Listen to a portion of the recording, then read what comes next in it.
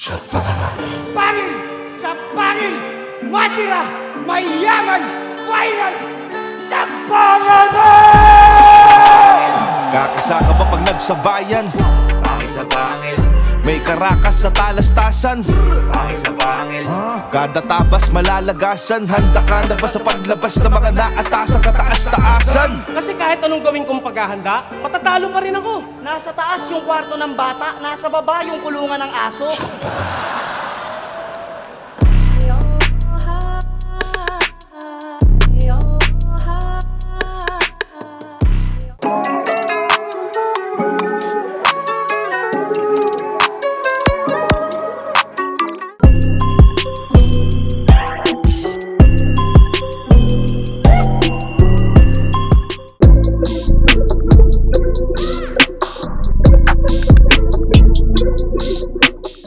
Social justice, ito yung pantay-pantay na oportunidad para sa pangkalahatan. Kahit may edad, basta malakas, pwede magtrabaho, kailangan tanggapin para mabawasan ang kahirapan. Pangil sa pangil, Metro 10 Pasig, bago tayo mag-start, you know the drill! Maraming salamat sa lahat ng aming mga sponsors. Ahon Mahirap, PSP Gym, Gym ng Bayan, Toad Manila, Fubu, Tokyo Grill, 1538 Jewelry, Underground Crafts and Apparel, Zypher Philippines, Villanware, Aperture, Fortuny Advertising. Maraming salamat, Boss Tad, sa Kyoday. Ginoo sa aking kanan, magpakilala ka. Yo, Tito Madang, palakpakan naman!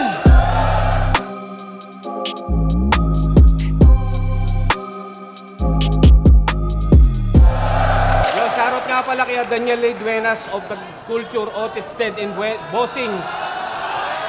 Saglit lang, may bayad to. Kuis, Dags, DG Cups, Makas Garage, Baguio. At shoutout nga pala kay Vanessa Cabresa at yung pinapabati ni Paolo, Alan Christian Martin, no days off. Yun. Okay na yun. At Ginoo sa aking kaliwa, magpakilala ka. Yo, nga pala, Zaito.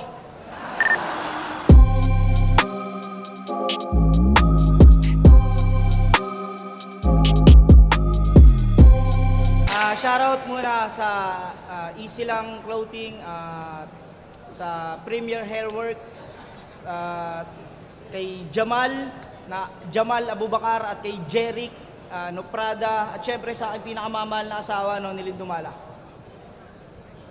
Nagkasundo sila na mauuna si Badang. Jonas versus Badang. Pangil sa pangil sa pangalan!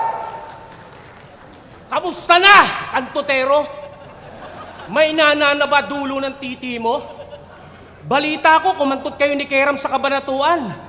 Isang pokpok, dalawa kayong gumangbang. Totoo yan. Patay na yung nagkwento. Mamay, rest in peace. May dudurugin lang ako. PSP, gang!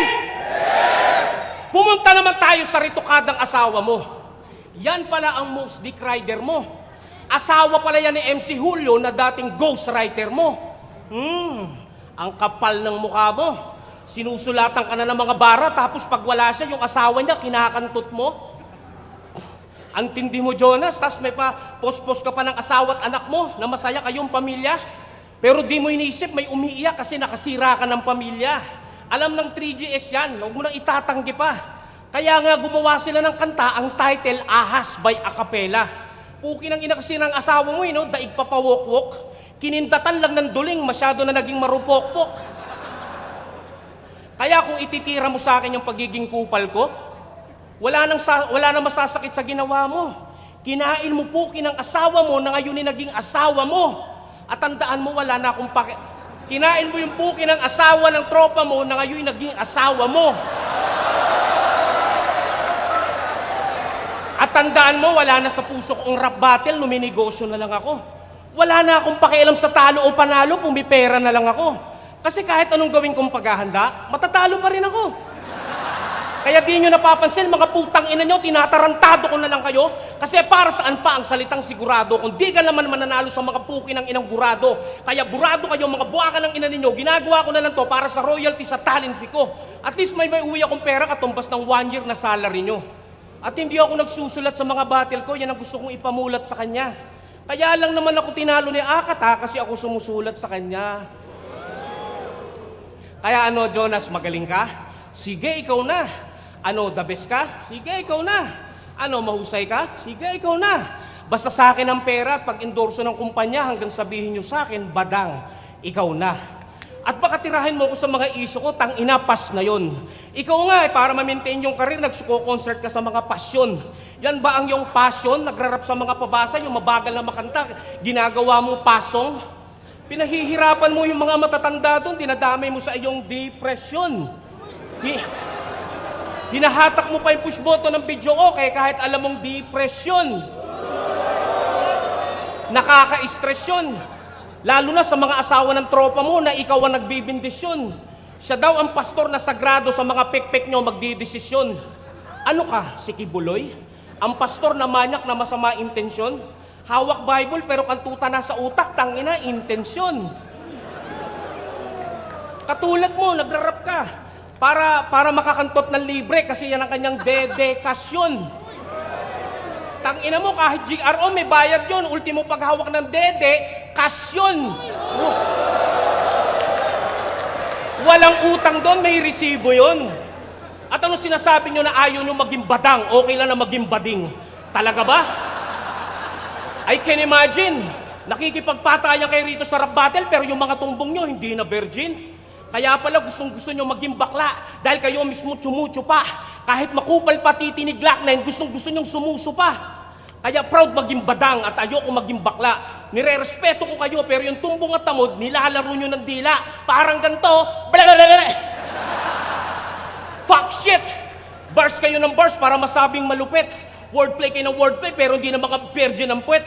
Kaya onting ulan lang sa mga lugar nyo, mga nagbabaha. Paano ba naman kasi wala na mga puno, puro na bakla.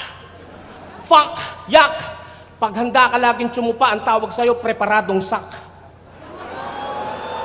Kaya Jonas, tsupa! Tsupa-tsupa pa umamaw, tsupa pa umamaw.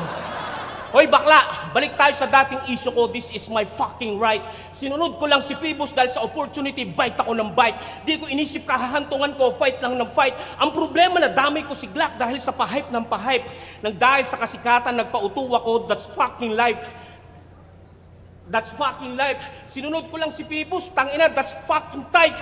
Pero yung, dahil mga battle ko na pending, kaya marami na inggit sa akin dahil kada laban ko trending. Pero iba kasi turing sa akin ni Pibos yung the best thing. Lalo yung nag-testing, akong kumanta.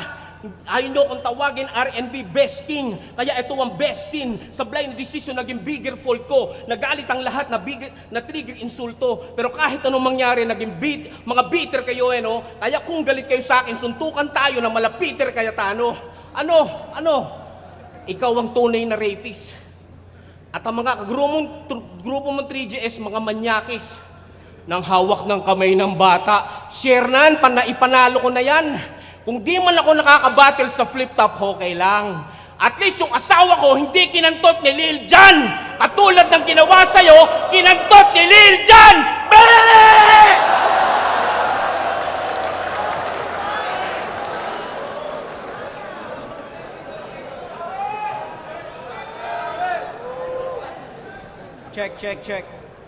Check!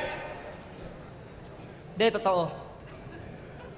Pinarito ko ikaw asawa ko. Pinaganda ko yung ilong, mga 150,000 siguro. Kasi mahal ko. Di naman ako katulad mo, pinapabayaan mo yung asawa mo maging bato-bato. Tanginang asawa nito, ang laki ng tricep. Oh, ano ka ngayon, ha? Pinupuna mo yung asawa ko, maganda talaga yan. Ilang beses ko na sinasabi sa battle. Ang ina nito ang puta. Palibasa yung asawa mo, piga lang ng piga ng sili. Di ba? Ngayon, nahihiya ka. Ang laki-laki mong palamunin. Okay lang ngayon. Di ba? Pamparitoke lang ng asawa ko yung kinikita mo buong taon. Isipin mo yun. Puki ng ina mo, chong. Ng inan to ang puta. Round 1, game? Tito Badang, alam mo bang ako'y todong naghanda para lang sa'yo makasabay? Kaya bago ako magsimula, pwede bang pakamay? Yun! Kumamay talaga, ha? De, yung issue niya dun sa bata, tapos na yun. Hindi na para halukayin. Tsaka panalo siya dun sa kaso at napatunayan niya yun sa atin. Move on na, move on. Game? Ba't tinawakan mo yung kamay? Ha? Ba't mo hinawakan? De, lasing lang daw kasi siya. Balak niya nang matulog, mali lang siya nang napasukan niyang kwarto. Huwag mo nga kaming ginagago. Nasa taas yung kwarto ng bata, nasa baba yung kulungan ng aso.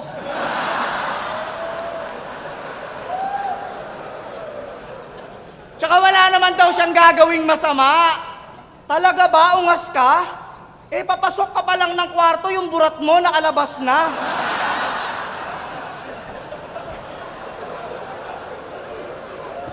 Ang ina neto ni Badang, pati ako nililin lang.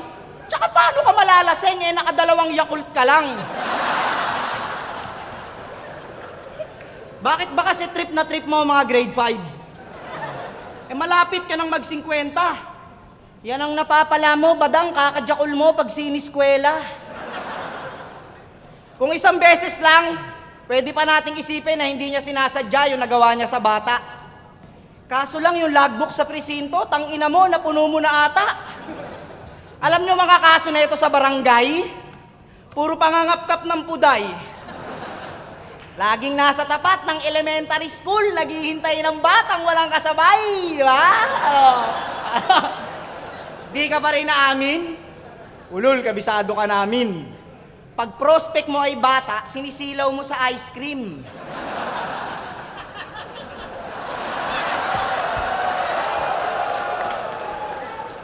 Di ba? Pag prospect mo, bata, sinisilaw mo sa ice cream. Alam nyo, technique na ito mga brad, para makapanghipo siya mga brad, magpapanggap siyang bulag. Kaso halata rin agad. Kasi imbis na paganto, puta, paganto siya maglakad.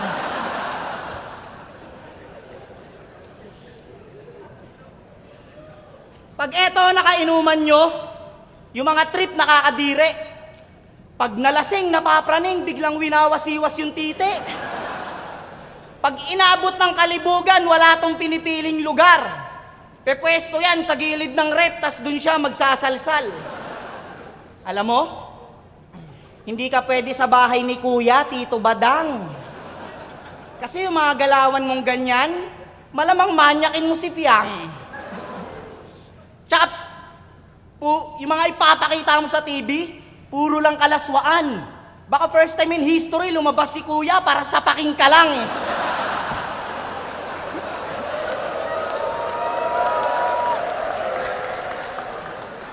Alam ko ang kalibugan, normal yan sa katawan na nararamdaman.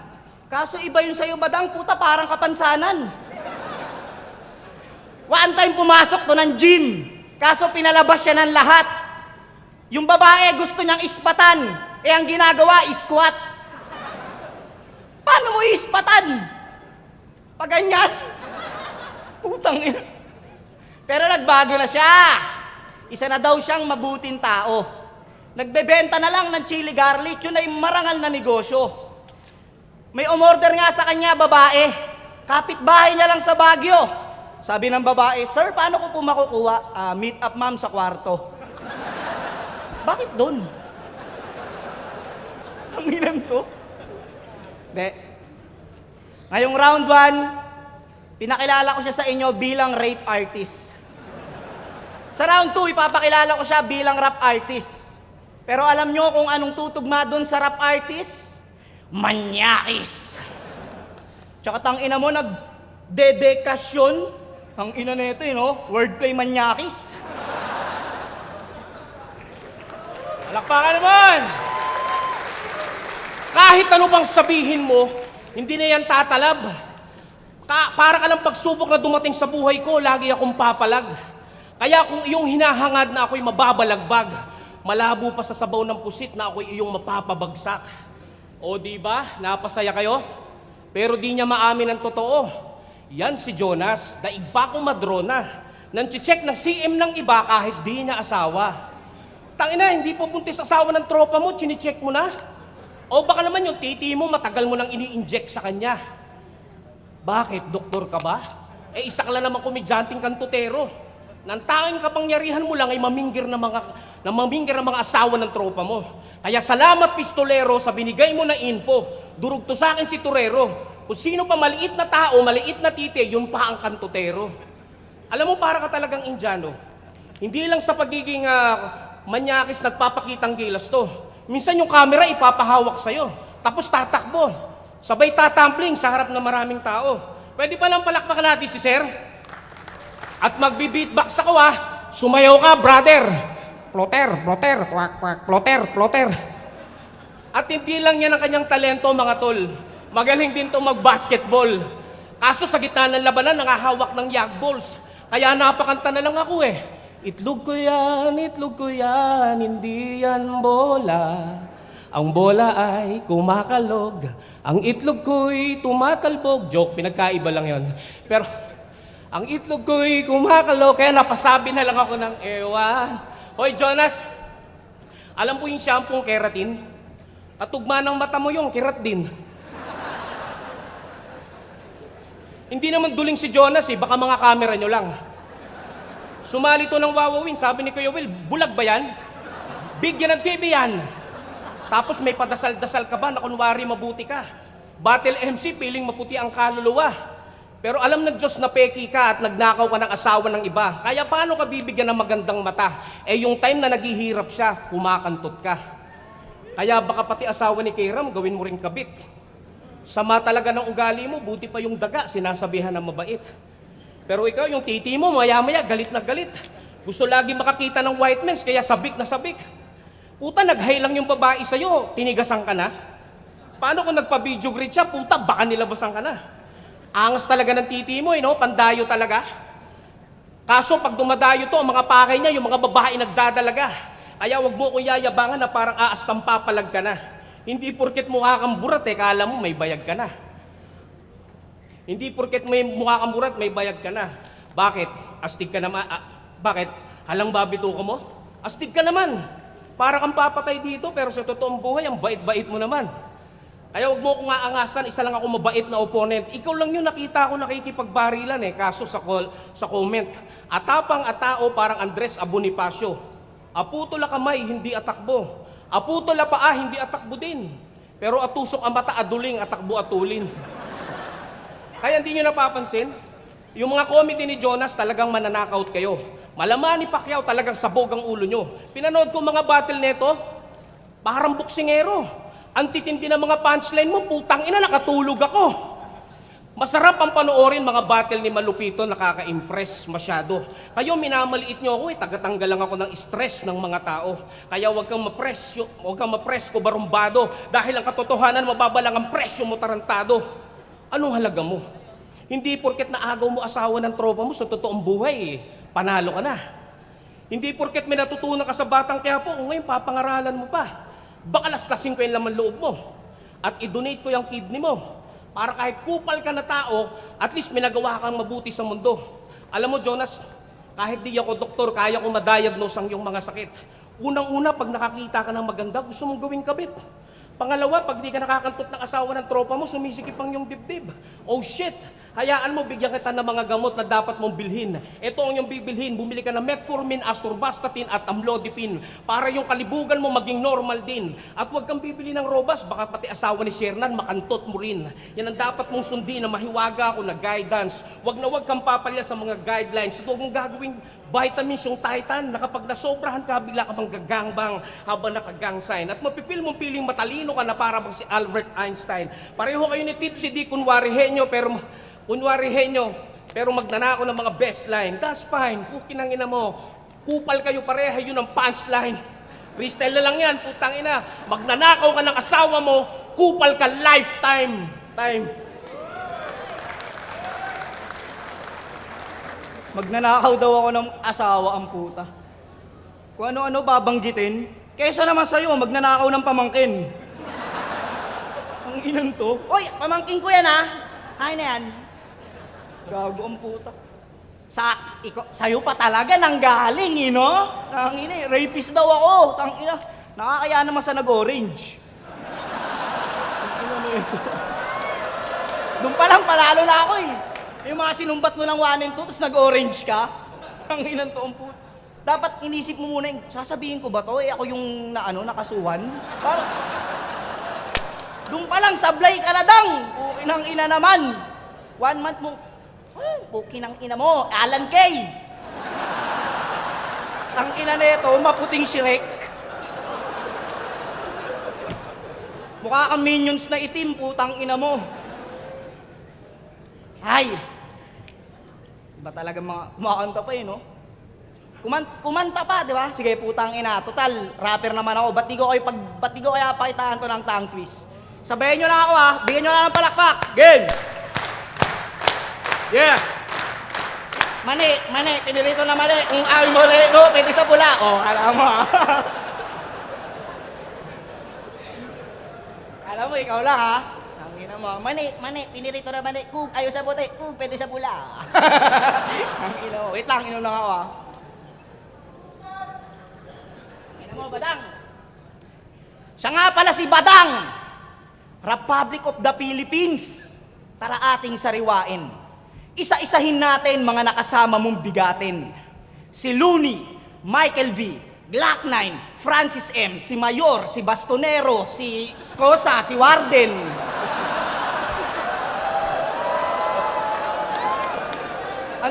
Ang dami, Otits. Oh, siya si Badang, kamandad ng Marikina at 187 mga men. Kasama siya sa We Don't Die, We Multiply, hindi nyo lang napansin. Pero kung inyong babalikan, malamang makikita nyo rin. Sa intro ng music video, siya yung driver ng tren.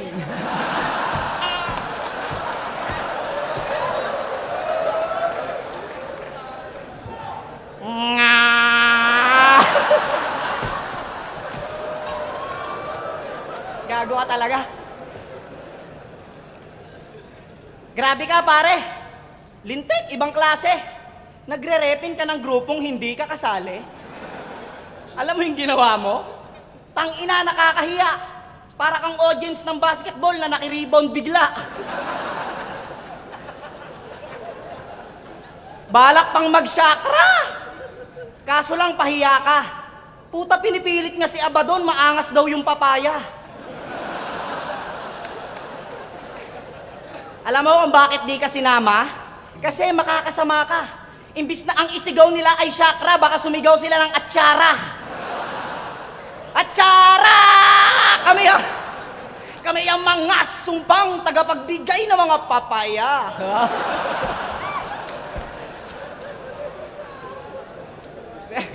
Then, totoo, okay naman talaga yung kanta eh, kung hindi mo nilabas.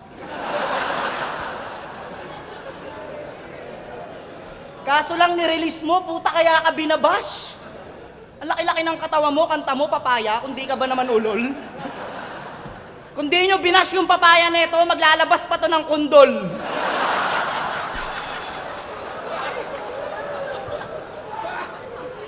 Pero may kanta talaga to, sumikat.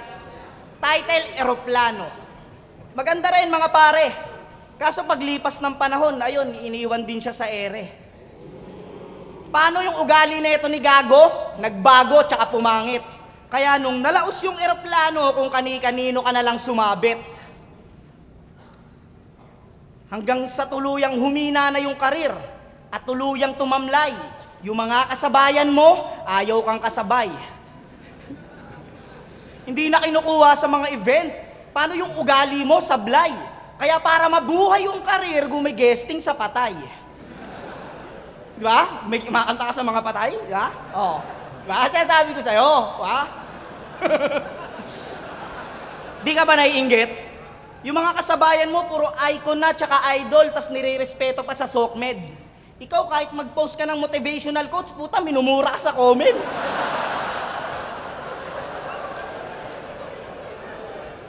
Paano? Pati mga simpleng issue, pukin ng ina, sinasawsawan mo pa. Pati yung pag-post ni Rosmar tungkol doon sa mga binagyo, pinuna, bakit? Nakatulong ka ba?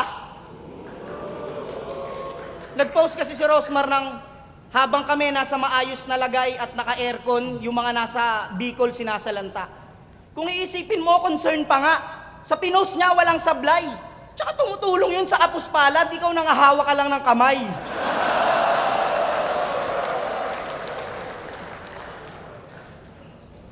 Tapos magtataka ka kung bakit maraming galit sa'yo.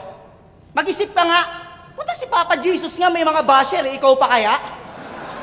Kung nagtanim ka ng kung nagtanim ka ng kabutihan, may respeto ka sanang tinatamasa. Kaso wala, putang ina, mas naisip mo pa magtanim ng papaya. Ang punto ko rito, mapabadang o mapadarwin, hindi ka naging profesional. Yung karir mo tsaka buhay mo, hindi mo minahal. Tsaka alam mo kung anong sampal at pinakamasakit sa lahat, kasama ka sa mga tumagal pero di ka naging alamat. Yun lang, Shrek na puti. Paano ako masasama sa kanila eh? Putang ina, 8 taon nga akong walang battle. Upal din to umanggil eh, no? Inang ina mo. Alam mo sa mga sinasabi mo, natatouch ako. Galing, no? Touches my heart, my soul, my toes, my knees, my shoulder, my head. Tarantado! Suck my dick head. Alam mo, Jonas, ang galing-galing mo talaga. Jonas, ang galing-galing mo talaga. Nakakabilib ka.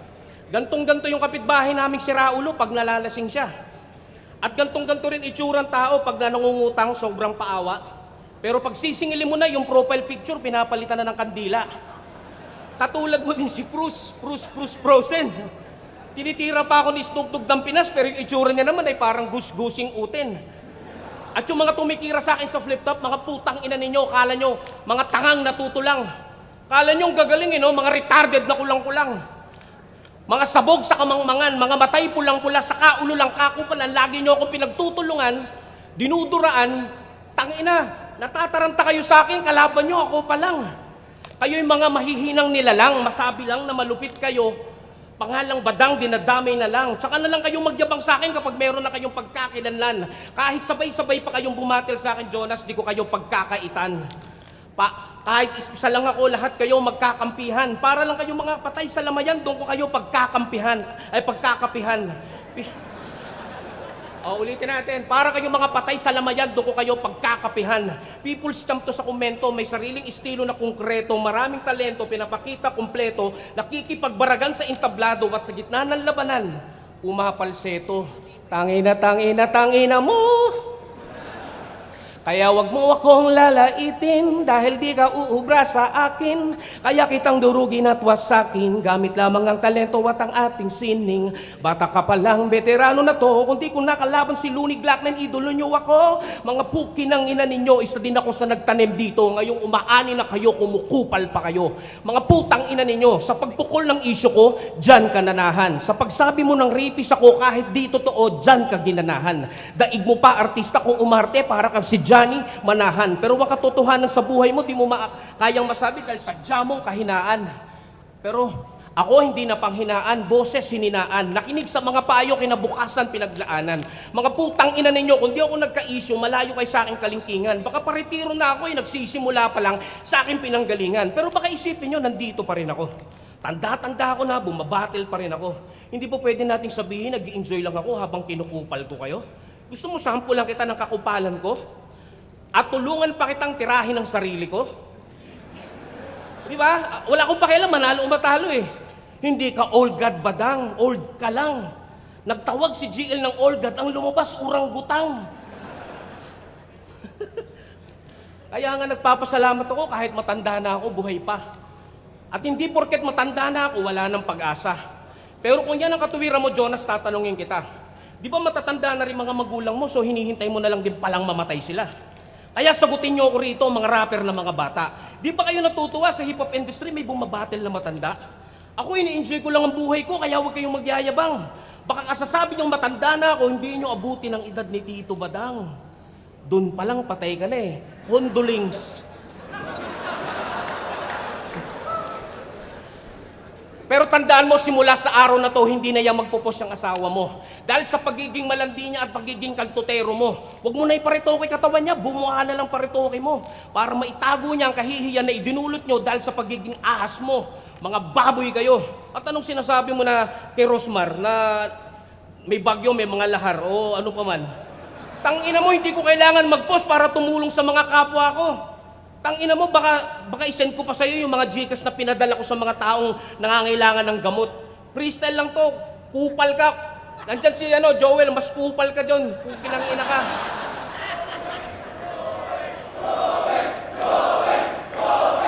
Ito kasi problema rito, kala mo magaling na siya. Tangina ka, hindi naman ako talaga naganda eh. Sinabi ko nga sa'yo, more on sa freestyle to, gago. Bakit yung estado na sinasabi mo na isang taon yung kinikita ko sa sili? Pukinang ina mo nga, nakakuha nga ako ng kotse. 'Di ba? Nagsisikap ako. Hindi ako nangungupal, nagnanakaw o scammer diyan. Tito Badang, simpleng tao lang. Pero ba't galit na galit kayo? Buong Pilipinas yata. Pero mahal ko kayo. Ingat lang kayo kasi lahat tayo magkakasakit, mamamatay. God bless you all ha. Kayo rin. Fuck you.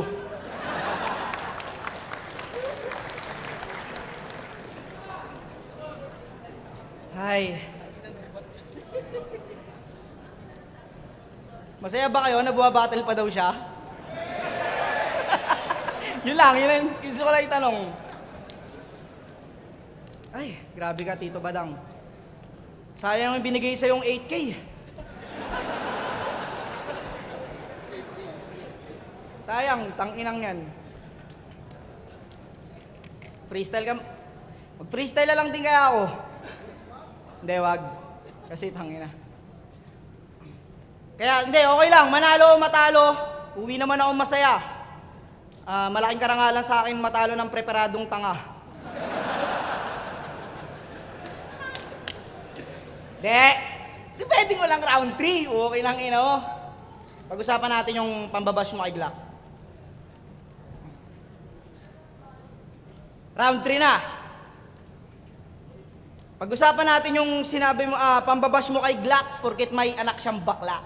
Tama, sinabi mo kanina. Alam nyo ba para kay Tito Badang na ang pagkakaroon ng anak na bakla ay itinuturing niyang sumpa? Pues dito sa sasabihin ko, sampal sa'yo to at eto ang tunay. Yung mga hinuhusgahan mong bading ay mas successful pa sa'yo ang buhay. Si Vice Ganda, Ogie Diaz, o kahit nga kay Diwata lang, tangina ka. Magmumukha ang pulube pag dinikit ka sa kanila.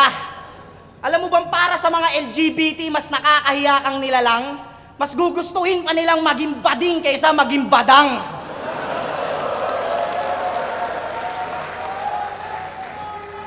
Bilang tatay, alam kong hindi biro magkaroon ng isang anak na may iba ang kasarian. Pero hindi ibig sabihin sa pamilya yun ay malaking kasiraan. Kung dumating ako sa ganong sitwasyon, ako hindi maiinis, tangina. Mas gugustuhin ko pang magkaroon ng anak na bading kaysa magka-rapist na ama. Kasi sino nga bang nakakahiya? Yung mga lalaking nagbibihis babae pero kumakayod ng marangal para lang mailabas yung pamilya? O yung mga lalaking lalaki pero nanghihipo ng babae para mailabas yung similya? Kung may kasalanan man ang mga bading, siguro kung may kasalanan man, sa mata lang ng Diyos. Pero wala kang karapatang manghusga. Ikaw po kinang inaka, pati sa batas ng tao, lumabag ka. Kaya hindi sapat ang salitang sorry, patawad, paumanhin sa iyong nagawa. Yan ay isang sumpa. Kailangan mong gawin na to pa rin ang 666 na tsupa. Kasi isipin mo, paano kung may makasalubong kang bakla tas nagkaasaran kayo bigla, anong nakakainis? Yung asarin mo siya ng bading o sabihan ka ng rapist. Di ba? Yung mga bakla kahit rumampayan sa kalsada, wala yang kasalanan. Pero yung mga katulad mong rapist, pag nakita sa daanan, matik po pusasan. Kaya ito, last na. Alam mo, masasabi ko sa'yo, teach love kita eh. Pero sana wag mo nang ipilit yung mga bobo mong hirit. Di namin kailangan yung makitid mong pag-iisip. Tsaka binigyan ka na ng Miranda rights, Otits, may karapatan ka ng manahimik. Yun lang, Otits. Wala akong ibang gusto sa birthday mo kundi matupad lahat ng mga pangarap ko.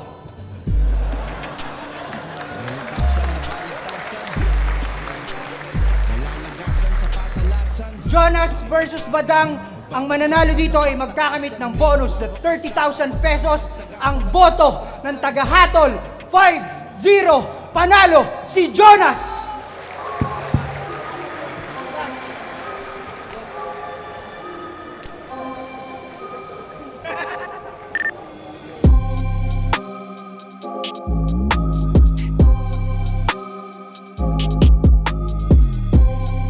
Yo, M-Site nga pala to.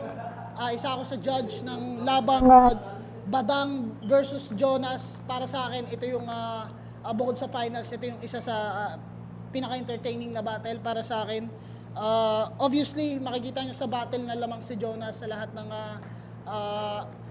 aspect or sa lahat ng categories lamang si Jonas. Pero gusto kong bigyan ng props si Badang dahil sa paghahanda, yung effort niya ng paghahanda. Evident na evident yon sa mga rounds ni Badang, lalo na ngayon yung extra effort niya sa pagra-rhyme. At para sa akin, gustong-gusto ko yung round 1 niya na sunod-sunod yung punchline niya. Then, yun nga lang, medyo palaylay siya nung round 2, lalo na nung round 2. Then, nung round 3, kahit papaano medyo nakabawi siya. Then, si Jonas, all throughout, puro pang-uulol. Pero yon, congratulations kay Jonas at props pa rin kay Badang sa effort na mas pag-igihan pa yung material. So, props sa'yo, Badang, kahit hayop ka. Yo, ako si Zaki at eto yung judging ko sa Jonas versus Badang. First round, dikit pa. Medyo nakakakuha pa ng punto si Badang pero naging evident na freestyle lang talaga yung baon niya. Kaya habang kay Jonas may rebuttals, jokes, crowd control, tuloy-tuloy. Kaya kay Jonas yung first round. Nung second round, wala na, nag-take over na si Jonas. Parang wala nang may paki sa sinasabi ni Badang. Parang ganun. Puro si Jonas na. Lahat kinontrol na ni Jonas. Rebuttal, ingay, entertainment. Wala na, kumbaga tinabunan niya na si Badang. Pero props kay Badang. Badang is Badang. Entertainment-wise, nakakatuwa talaga si Badang. Pero this time, hindi siya nakapalag sa comedy skills ni Jonas. So, Jonas, all 3 rounds. Yo, Target Achilles, sa laban ni Badang at ni Jonas. So actually, itong laban na to ay hindi na kailangan ipaliwanag. Nakita nyo naman na all 3 rounds to para kay Jonas to. Although, may ang mga haymaker na lang na, mga tumatak na lang kay Badang. Knowing Badang, ang makikita talaga natin kada battle niya, talagang meron siyang magaling siya sa trash talk. So yun yung strength ni Badang. So pwede kang tapos yung mga wordplay niya na medyo kakaiba, 'di ba? Dedikasyon, intensyon, dedikasyon, parang ganoon. Kay Jonas napakaraming tumatak sa akin, pero so sabihin ko lang ang ilan. Pakamay, yung scheme niya doon sa issue ni Badang, ganda na setup, kwento, kwarto, kulungan ng aso, elementary, ice cream. Oh, 'di ba? Nagpanggap na bulag 'yon. Ang meet up sa kwarto, yung gano'n. Tungkol doon sa chili garlic. Anyway, round 2, marami-rami rin, no? Yung sa We Don't Die, We Multiply, sa 187, nakaset up yun. Yung Alan K, sa We Don't Die, We Multiply, driver ng tren. Marami, nakakatuwa lahat, halos yung mga sinasabi ni... at maganda yung ender ng round 2 ni Jonas dito, yung tumagal ka lang, pero hindi ka naging alamat. So, yung round 3 naman, mas gusto pa yung tapos yung eskema nung bading kaysa maging badang. Mas gusto pa nilang maging bading. So umiikot doon. Napakaganda nung pinupunto ng round ni Jonas doon. So pinoto all 3 rounds si Jonas. Slako niya pala, ito yung judging ko sa laban ni Badang at saka ni Jonas. Okay? Sa round 1 ni Badang, ayun, typical na Badang, ngayon may konting stumble, medyo may konting error. Yung mga wordplay niya na alam mong sablay pero nagiging entertaining dahil alam mong si Badang siya. Tapos, ayun, yung mga ginagamit niyang mga, yung mga choices of words niya, minsan sablay, hindi ko alam kung sinasadya niya yun o talagang ginagawa niya yun para doon makuha yung momentum. Pero kasi hindi lahat gumagana. Pero may ilan-ilan naging entertaining, kagaya nung Dede Cash yun. Yung Dede Cash yun, kung talaga susuriin natin, sablay naman talaga. Pero dahil nga si Badang ang nag-spit nun, naging entertaining siya. Ngayon, sa round 2 naman ni Jonas, mula sa rebat, yung tricep, yung asawa daw, napagod na kakapiga ng sili, tapos inumpisahan niya sa pakamay, pinalo-upan niya pa ng ba't daw hinawakan, tapos niloloko lang daw kasi nasa itaas daw yung kwarto, pero yung kulungan ng aso nasa baba. Tapos yung kap-kap puday, yung mga estudyante daw, inaano daw niya ng ice cream, nagpapanggap daw na bulag.